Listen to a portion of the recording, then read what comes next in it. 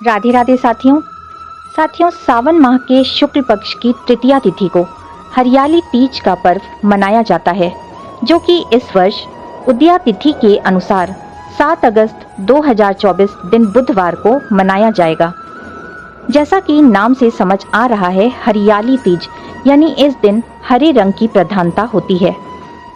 प्रकृति ने भी हरे रंग का श्रृंगार धारण किया होता है।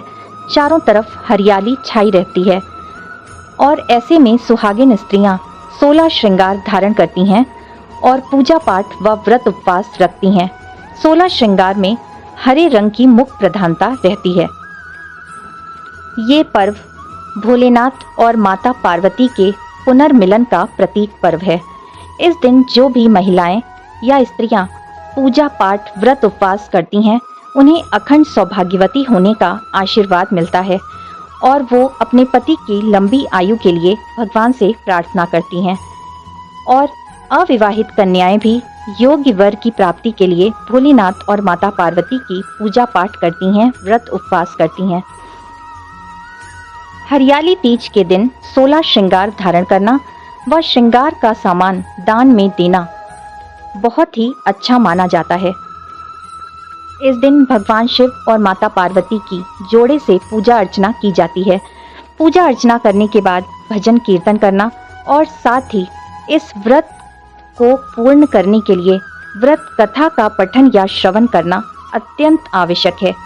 आज हम सुनेंगे हरियाली तीज की व्रत कथा। शिव पुराण के अनुसार भगवान शिव ने स्वयं माता पार्वती को उनके पुनर्जन्म की याद दिलाने के लिए इस व्रत कथा को सुनाया था। भगवान शिव ने मां पार्वती से कहा कि हे पार्वती, कई वर्षों पहले तुमने मुझे पाने के लिए हिमालय पर्वत पर घोर तपस्या की थी। कठिन हालात के बावजूद भी तुम अपने व्रत से नहीं डिगी और तुमने सूखे पत्ते खाकर अपना व्रत जारी रखा, जो कि आसान नहीं था। शिव जी ने पार्वती जी से कहा कि जब तुम व्रत कर रही थी तो तुम्हारी हालत देखकर तुम्हारे पिता पर्वतराज बहुत दुखी हुए थे। उसी दौरान उनसे मिलने नारद मुनि आए और कहा कि आपकी बेटी की पूजा देखकर भगवान विष्णु बहुत खुश हुए और उनसे विवाह करना चाहते हैं।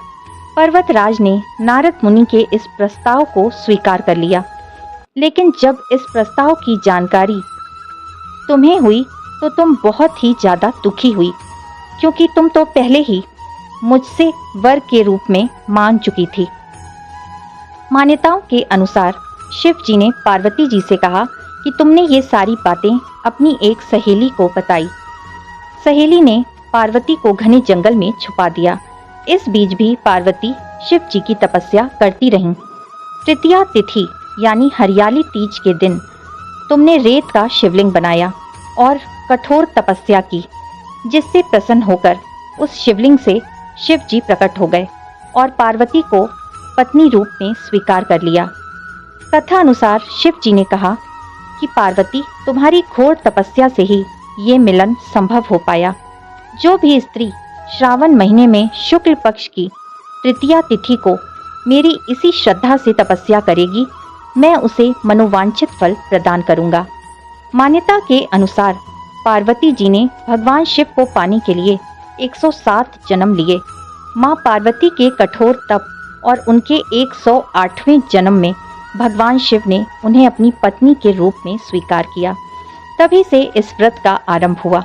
देवी पार्वती ने भी इस दिन के लिए वचन दिया कि जो भी महिला अपने पति के नाम पर इस दिन व्रत रखेगी, वह उसके पति को लंबी आयु और स्वस्थ जीवन का आशीर्वाद देंगी और कुंवारी कन्याओं के विवाह के लिए योग्य वर को प्रदान करेंगी।